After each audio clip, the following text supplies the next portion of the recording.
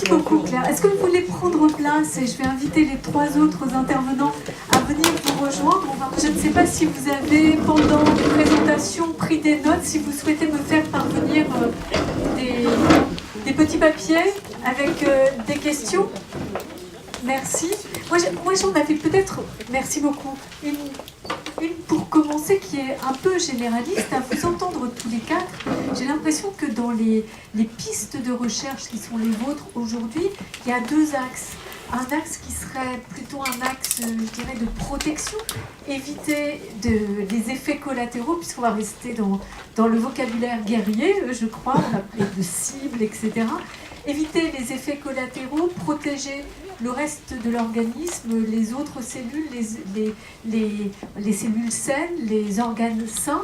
Et puis, l'autre orientation, j'ai l'impression qu'à travers ce que vous nous avez expliqué, Stéphane, c'est de combiner différentes thérapeutiques, différents modes de soins, et finalement, tous les domaines de recherche qui sont les vôtres sont aujourd'hui en train de s'articuler, de se combiner pour essayer d'arriver au meilleur résultat. Est-ce que je suis dans le faux, ou est-ce que ce sont des tendances que vous constatez aujourd'hui?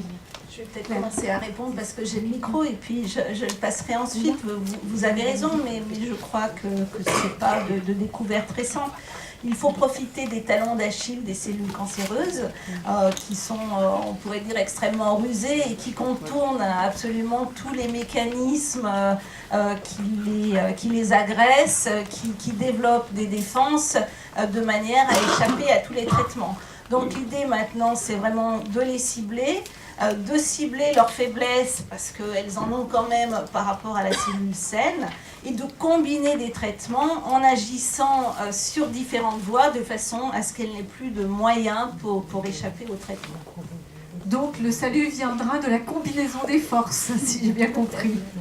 Et c'est tout à fait ça, c'est Stéphane qui l'a dit aussi, c'est qu'on a fait beaucoup de progrès dernièrement en guérison des tumeurs, guérison des cancers. Il y a beaucoup de monde qui guérit aujourd'hui. C'est grâce à les avancements qu'on a pu faire dans les médicaments, mais aussi dans le dépistage et dans les préventions des tumeurs. Vous avez le micro, David. Je voulais juste vous poser une question. Dans votre exposé sur les tests génétiques, je me suis posé la question du coût.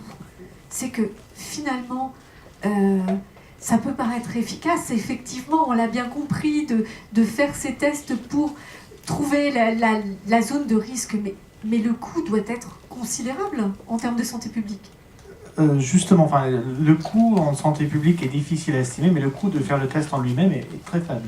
Il y a une société qui est un filière peut-être de Google qui existe aujourd'hui, qui le vend à une centaine de dollars. Mais c'est interdit de le faire en France aujourd'hui. Donc c'est une des choses qu'on essaie de voir comment changer, justement pour que ça soit disponible et que ça soit efficace aussi. Donc ce qui bloque aujourd'hui, plus que le coût, ce serait la loi. Tout à fait. Merci de cette précision.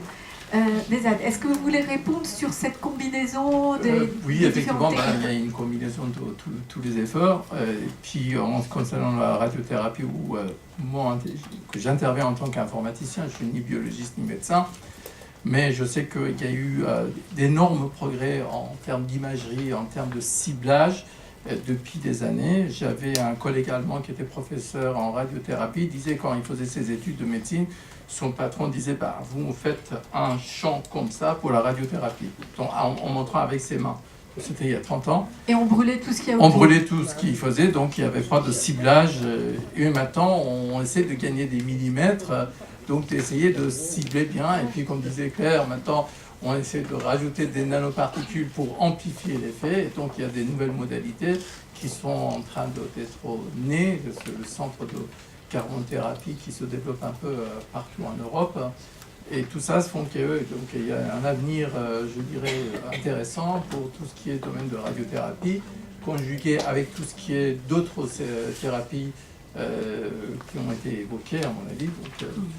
Oui. Donc, je suis très optimiste. Oui, taper plus fort sur les tumeurs sont touchés.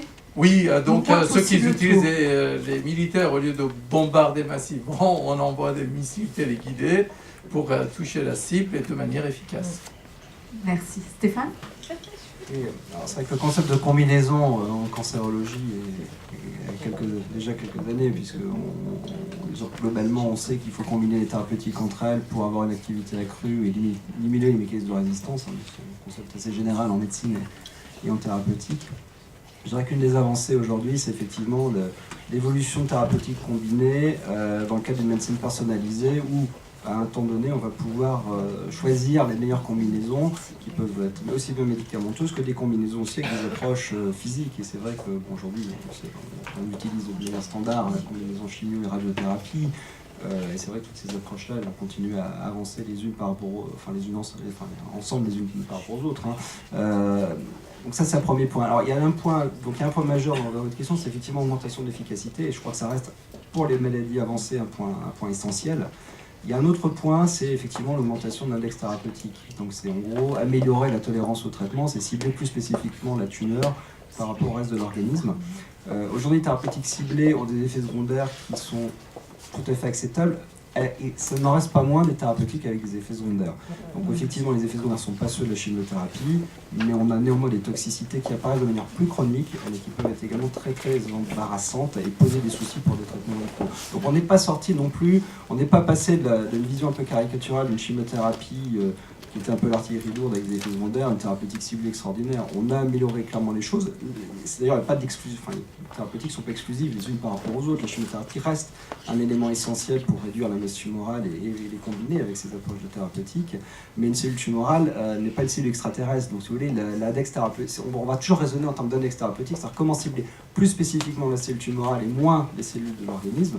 Mais il est assez difficile de cibler uniquement la cellule tumorale sans avoir d'effets secondaires aujourd'hui, en tout cas. Et c'est deux approches qui sont... Enfin, il y a deux approches différentes. Et on a bien compris à votre exposé que plus on connaît le cancer, plus on se rend compte de sa complexité et de la nécessité d'aller plus loin encore. Et pendant que vous répondiez à mes questions, les questions de la salle sont arrivées. Alors on parle justement des effets sur l'organisme. Une question très pratique. Vous nous parlez de dépistage. Est-ce vrai que les mammographies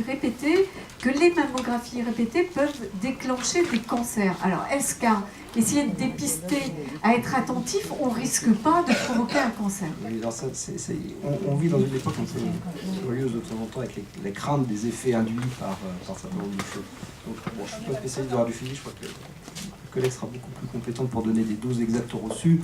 Mais aujourd'hui, le dépistage reste de manière évidente une prise sans risque d'induction de tumeur. Alors effectivement, on se pose le souci des mammographies réalisées très très tôt et de manière très régulière, mais dans un contexte où on ne fait pas des mammographies toutes les semaines.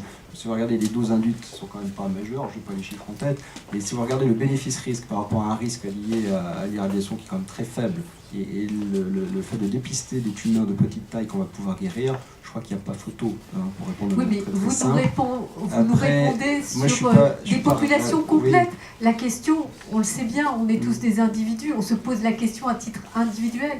Est-ce qu'à faire une mammographie par an, par exemple, je prends un risque? Non. Alors, complément de réponse.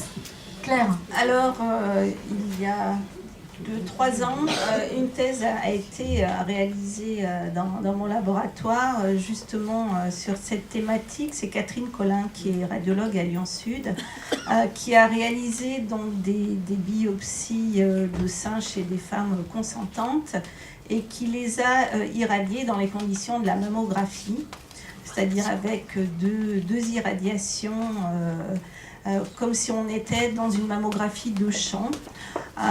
Et les résultats ont quand même été assez perturbants et mériteraient d'être approfondis, en particulier chez les femmes qui avaient cette fameuse mutation BRCA1 ou 2. Ce qu'on a observé, on va appeler plus joliment mutation de Angelina Jolie. Voilà. On a observé une réponse avec ce qu'on appelle les cassures double brin résiduelles, c'est-à-dire derrière un risque de mutation derrière ces radiographies qui peut-être, si on répète les mammographies trop souvent, etc., pourrait, entre guillemets, engendrer un déclenchement plus rapide de ce cancer du sein. Voilà, donc ça quand même, dans ces mammographies, il y a la notion de dose cumulée, qui est importante, la dose d'irradiation.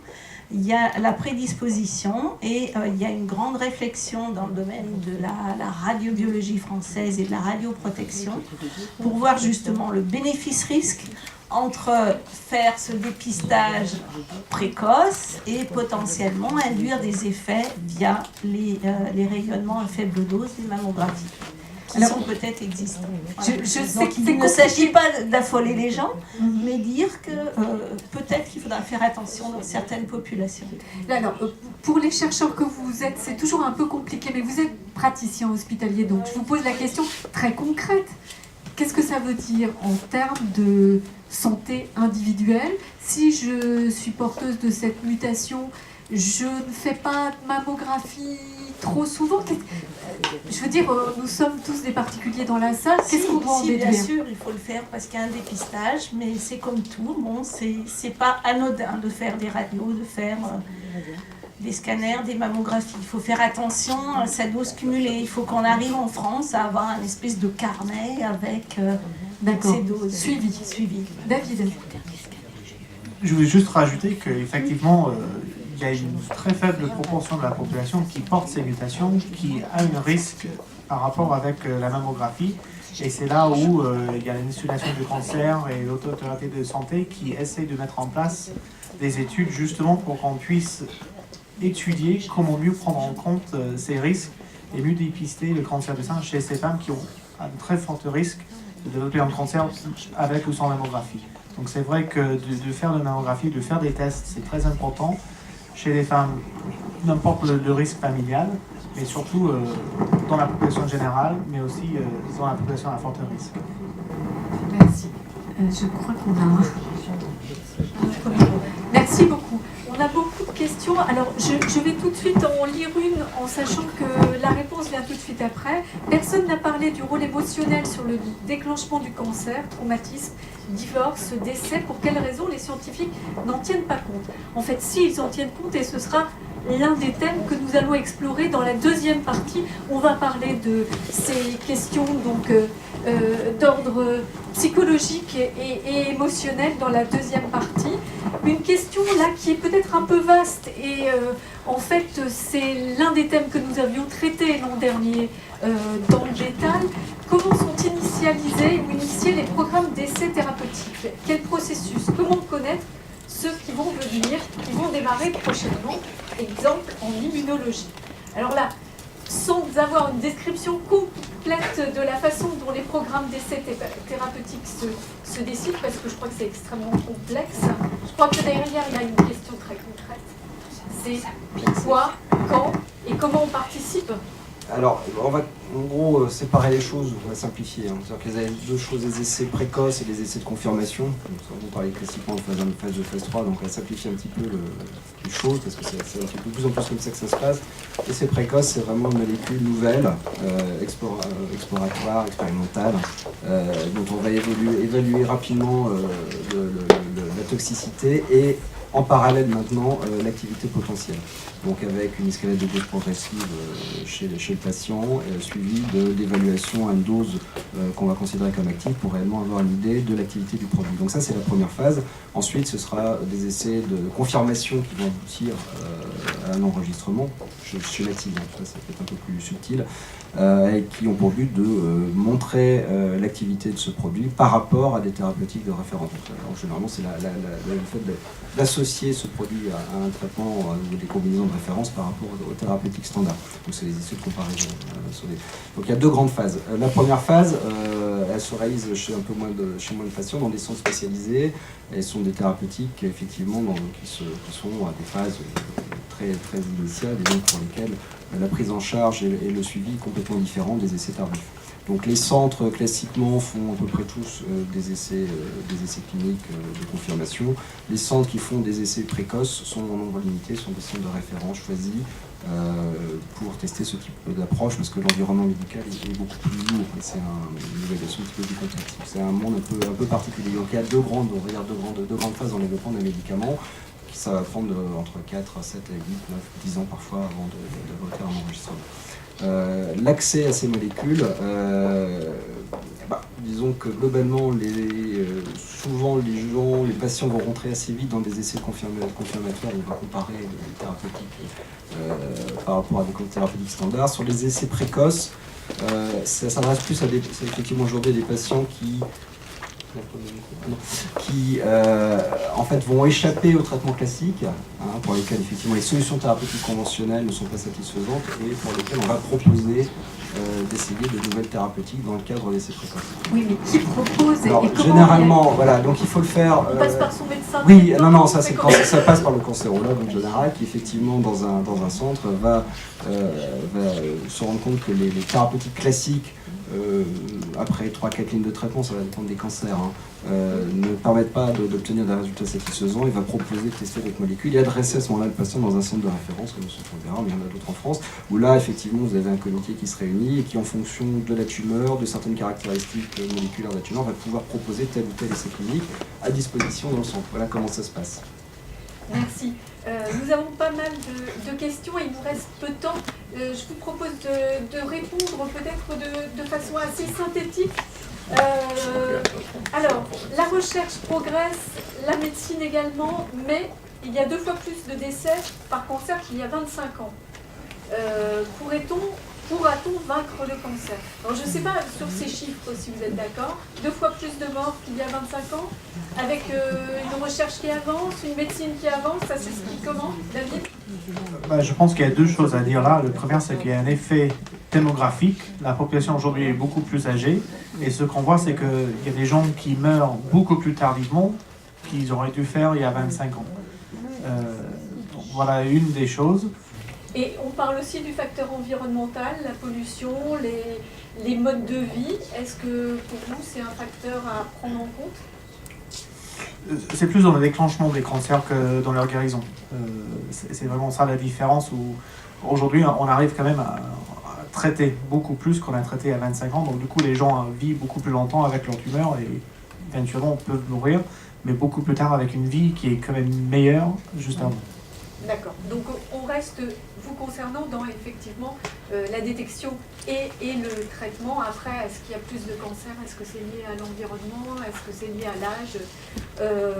Bien écoutez, on va laisser ça en suspens. Une question très pratique, Claire.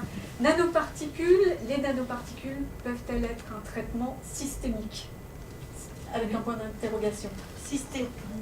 Donc, C'est systémique, donc ça veut dire par voie intraveineuse. Voilà, donc c'est ce que j'essayais d'expliquer.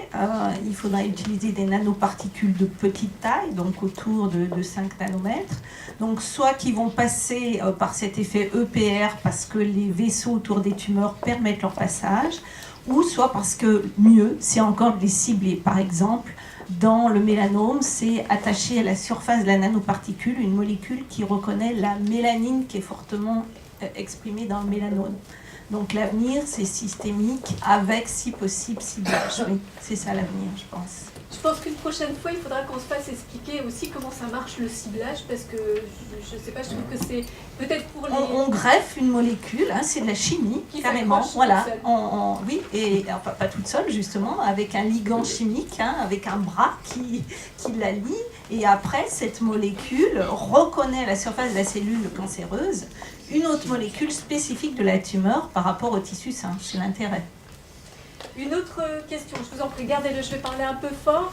Une autre question là sur la génétique. Est-il possible de créer une carte d'identité génétique, comme une carte d'identité que nous avons tous, une carte génétique réactualisée tous les 10 ans, comme la carte d'identité, pour les maladies vues à la naissance, ou tous les 20 ans, pour voir s'il y a eu des changements dans les caractéristiques cellulaires de la personne? Est-ce que ça aurait un intérêt, David? Oui.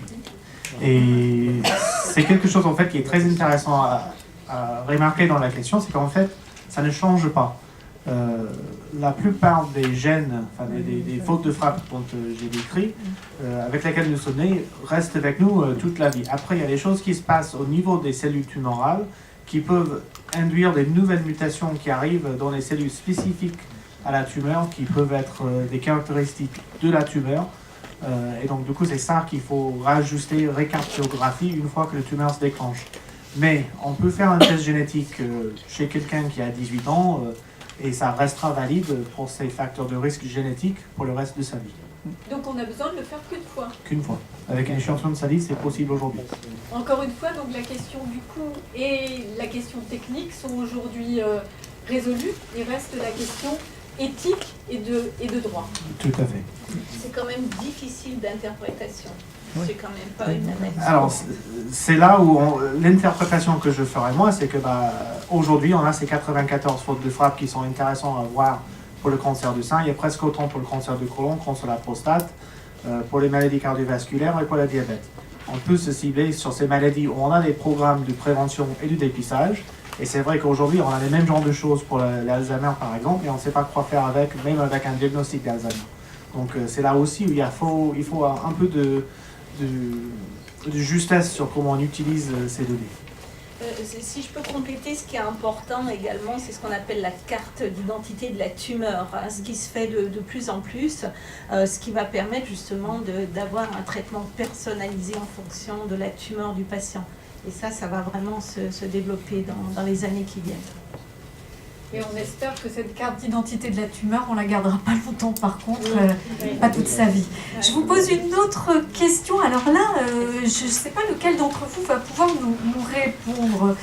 Pourquoi certains traitements prescrits depuis plusieurs années dans certains pays ne sont-ils toujours pas présents en France? Alors je ne sais pas à quel traitement faisait référence la personne qui posait cette question, mais visiblement il y a des approches différentes sur les traitements en fonction des pays. Est-ce que vous pouvez nous en parler? Alors Stéphane. On a la chance en France d'avoir accès aux thérapeutiques innovantes. Je pense que c'est quand même, on reste dans un pays très favorisé sur le plan médical. Aujourd'hui, on peut dire qu'il y a un bloc européen et un bloc nord-américain, et que ce qui se passe de temps en temps, c'est un petit décalage d'accès entre les États-Unis et l'Europe par rapport soit effectivement des essais cliniques ou par rapport aux enregistrements. C'est vrai que de plus en plus, on voit des enregistrements qui sont un peu plus vite aux États-Unis par rapport à l'Europe. Néanmoins, hormis ce petit décalage, les molécules arrivent en Europe, soit de manière plus ou moins rapide, de manière classique, où on arrive à les utiliser avec des autorisations temporaires d'utilisation. Il y a des moyens d'avoir accès. Donc il y a des petits décalages en termes de mois, ça va s'arrêter là. Des molécules qui sont extraordinaires, qui ne sont pas accessibles en France, heureusement, ce n'est pas le cas. Et on a la chance d'avoir accès et d'avoir aussi un système qui permet à tout le monde d'avoir accès à ces molécules. Ce qui est assez rare quand on regarde dans le monde. Quand vous êtes un médecin américain, la première question que vous posez, c'est quel est votre système d'assurance et quel type de thérapeutique on va donc pouvoir vous donner. Je pense que c'est un avantage qu'il va pouvoir falloir garder au final, parce que c'est quand même un avantage majeur pour les patients de pouvoir accéder aux meilleures thérapeutiques, quels que soient les systèmes d'assurance en France. Donc je pense qu'on est plutôt bien lotis. On peut peut-être signaler qu'effectivement, ce qui est caractéristique en France, c'est que souvent on ne connaît pas le coût de son traitement, ce qui est par contre est quelque chose qu'on connaît toujours quand on vit à l'étranger. On sait exactement ce que ça coûte. Ici, on ne le sait pas, ou très rarement, sauf des traitements exceptionnellement coûteux. Très cher, extrêmement cher. David ? Je veux juste dire que parfois, les décalages qu'on peut avoir entre la France ou l'Europe et ailleurs, c'est qu'en fait, on identifie des molécules qui sont dangereuses, et donc du coup, retirer en Europe beaucoup plus facilement qu'aux États-Unis. Et donc du coup, c'est parfois ça qui peut y arriver aussi. Je pense au tamoxifène en prophylactique pour le cancer du sein. On ne le fait pas en France parce qu'il n'y a pas un réel bénéfice qui a été démontré pour les femmes.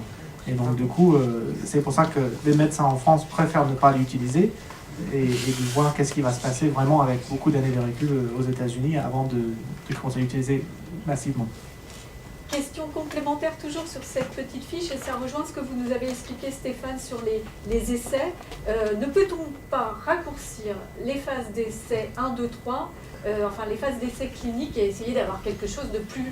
Alors, c'est ce qui se fait de plus en plus, et on a vu des développements accélérés justement dans le cadre de l'immunothérapie, avec le passage du développement séquentiel phase 1, phase 2, phase 3, une énorme phase 1 qui aboutit à un enregistrement accéléré, et ensuite des études confirmatoires. Ça c'est aux États-Unis, et donc l'Europe est en train effectivement de suivre sur des stratégies d'enregistrement accéléré pour des molécules qui correspondent à un réel besoin, et pour lesquelles on a une efficacité remarquable, en tout cas sur les phases 1. Donc globalement, les premières phases ont tendance à prendre davantage de patients qu'avant pour démontrer une activité, et aller plus loin vers du confirmatoire. Donc il y a une évolution de la recherche clinique qui a pour but d'accélérer pour des molécules à fort potentiel le passage de la recherche clinique précoce à l'accès aux patients. Donc on est dans cette optique-là, les États-Unis ont pris un petit peu d'avance, mais l'Europe suit dans ce cadre-là.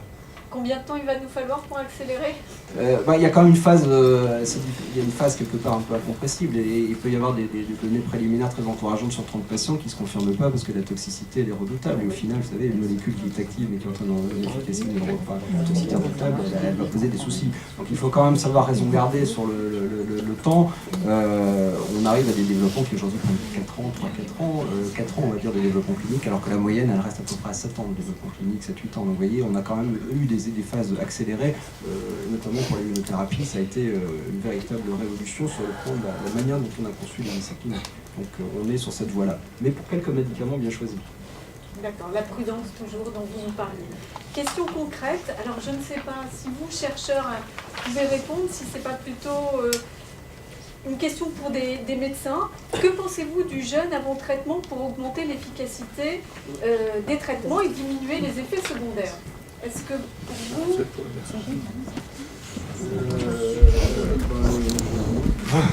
Pourquoi jeûner ? Pourquoi, à part quelques traitements qui doivent se prendre à distance des repas pour des raisons de métabolisme qui ne sont pas les plus fréquents, non, c'est juste les interactions médicaments, alimentation qui peuvent exister dans certains cas. Donc effectivement, dans certains cas, pour certaines thérapeutiques orales, avoir une distance entre l'alimentation et la prise de médicaments, de la jeûner ne suffit pas. David ? Et puis après, il y a certaines molécules qui sont plus facilement dissolues dans les lipides. Donc si on mange, si on les prend avec un yaourt, ça va être moins efficace que si on le prend sans. Et donc du coup, c'est ça aussi qui rentre dedans. C'est très compliqué d'être vraiment très catégorique pour chaque forme de molécule. Excusez-moi, mais ce que je sentais dans cette question, c'est aussi vous interrogez, vous chercheurs, sur toutes les, je vais mettre les guillemets, mais en même temps les thérapies alternatives. On parlait du jeûne ici, il y a plein de théories ou de... Alors je ne sais pas quel terme utiliser qui existe. Comment est-ce que vous, chercheurs, vous percevez cette recherche de thérapeutique alternative ou de guérison, en tout cas, qui va prendre en compte des éléments qui ne sont pas forcément scientifiques? Claire. Moi, je vais répondre à plusieurs niveaux. Déjà, pour la question précédente, pour être biochimiste, d'un point de vue métabolique, je ne vois absolument pas en quoi le jeûne va pouvoir interférer avec un traitement et sur la cellule cancéreuse. Ça, c'est d'un point de vue purement physiologique et biochimique. Deuxièmement, les thérapies alternatives, pourquoi pas si elles améliorent le bien-être du patient, il ne faut surtout pas qu'elles interfèrent avec le traitement. Par exemple, je donnerai l'exemple des antioxydants. C'est très à la mode de prendre des antioxydants, on le voit dans les magazines, etc. Les antioxydants, c'est pas très bon parce que ça va limiter l'effet, par exemple, de la radiothérapie, ça va limiter l'effet de certaines molécules, dont le but, justement, comme je l'ai montré, c'est de déclencher le stress oxydant et déclencher la mort de la cellule. Donc il faut quand même très faire attention et en discuter avec son médecin avant d'associer différentes molécules. Merci. Alors, à moins que vous vouliez ajouter quelque chose? Non. Je vais finir avec cette question et je vais faire un petit pas de côté parce que vous allez voir que cette question va nous amener sur la deuxième partie. Vous nous avez parlé du confort et du bien-être du patient. La question était le contrôle au long cours du cancer pour en faire une maladie chronique, comme vous nous l'avez expliqué. Est-ce vraiment souhaitable pour le confort psychologique du patient? Eh bien, nous allons parler dans la deuxième partie justement de ces aspects psychologiques, de ces aspects vie quotidienne, retour au travail. Ce que je vous propose à présent, c'est de faire une courte pause technique, peut-être juste le temps de faire cette pause technique et revenir ici dans 5 à 10 minutes maximum pour la deuxième partie. Je vous remercie d'applaudir et de remercier.